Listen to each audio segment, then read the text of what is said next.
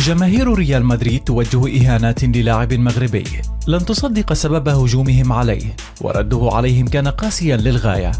غرب في كرة القدم الإسبانية مؤخرا، وأفرزت أكاديميات الفرق الكبرى مثل برشلونة وقطبي مدريد الريال والأتليتي عددا من المواهب التي تحمل الأصول المغربية، ولكن ما فعلته جماهير النادي الملكي مع أحد هؤلاء كان تصرفا بشعا وغير مقبول.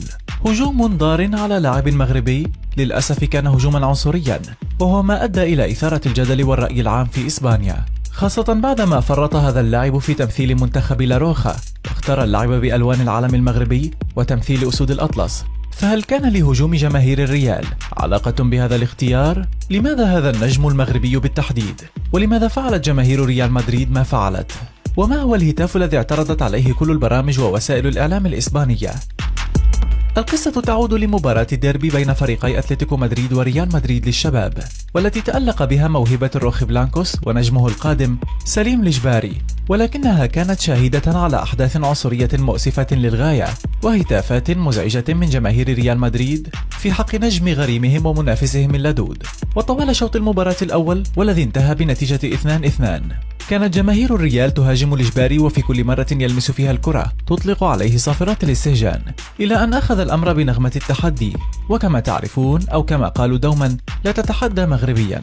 وبما أن سليم الإجباري أخذ الأمر شخصيا، فتسجيله في تلك المواجهة كان ضروريا، وهو ما فعله وبكل جدارة هز شباك فريق الكاستيا الخاص بريال مدريد.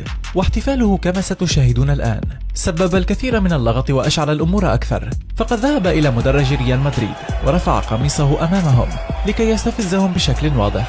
هنا هاج عليه المدرج وقذفته الجماهير بزجاجات، بالإضافة إلى وابل من السباب في حق لاعب شاب واعد، وهو ما أغضب جماهير أتلتيكو مدريد، خاصة أن تلك الأشياء لا يصح أن تخرج في مباريات فرق الناشئين واللاعبين الصاعدين، لأن مثل هذا هجوم عنصري قد يكلف النجم مسيرته الاحترافية ويدخله في حالة نفسية سلبية.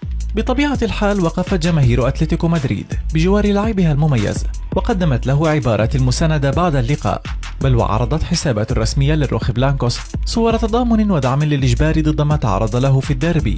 بينما البعض الآخر انتقد تعامل بعض البرامج الإسبانية مع الحادثة وتهميش المصادر الكبرى للأمر كأنه لم يحدث، واتهمت فئة من جماهير أتلتيكو مدريد الصحف والقنوات الكبرى بمحاباة النادي الملكي، وطالبوهم بالوقوف مع لاعب صاعد وموهوب مثل المغربي سليم الإجباري.